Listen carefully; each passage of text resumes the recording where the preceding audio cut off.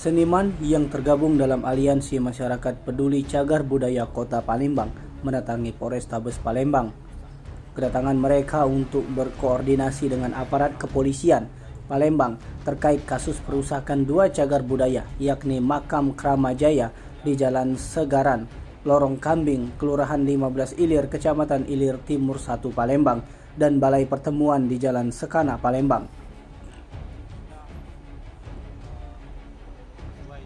Febri Al-Lintani, selaku penanggung jawab AMPCB Kota Palembang, saat diwawancarai wartawan di Polrestabes Palembang mengatakan, menurutnya berdasarkan Undang-Undang Cagar Budaya bahwa perusakan cagar budaya dapat dikenakan pidana.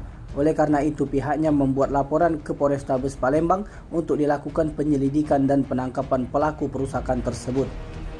Untuk diketahui, usai melakukan koordinasi dengan penyidik unit Harda Satreskrim Polrestabes Palembang, para seniman itu diminta untuk melengkapi berkas pengaduan untuk diserahkan ke Kapolrestabes Palembang Kombes Pol Muhammad Ngaji.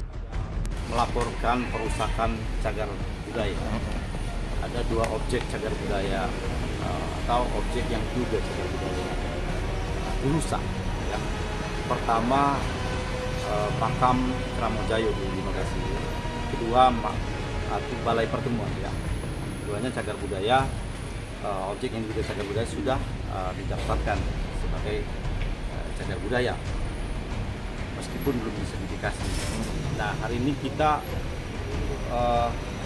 sesuai dengan Undang-Undang Cagar Budaya bahwa perusakan cagar budaya itu bisa dikenakan pidana.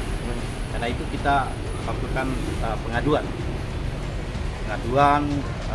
kepada Kapolresta agar menindaklanjuti pengaduan kita nanti untuk mengusut tuntas. Kita tidak tahu siapa yang merusak. Tapi itu sudah rusak. Tentu ada pelakunya. Kita tidak tahu siapa pelakunya. Apa yang dirusak, Pak? Cagar budaya. Jadi ada Balai Pertemuan, ada makam-makam itu nisan-nisannya dirusak. Kalau Balai Pertemuan itu ada jendela-jendela lama gitu ya, kusen-kusen gitu, habis gitu. Listrik gitu. Ya kusen-kusen itu dicuri atau memang dirusak ke saya, Pak? Dirusak dan dicuri. Oh, dicuri juga. Itu kan kusen kayu lama ya, kayu pembesu mungkin ya. Dan itu sangat mahal harganya. Nah, itu yang kita laporkan. Dan objek cagar budaya itu siapapun boleh melaporkan. Masyarakat melihat ada perusakan, jadi masyarakat juga boleh melaporkan atau mengadu tentang kerusakan cagar budaya. Tim Liputan Sumsel Update TV melaporkan.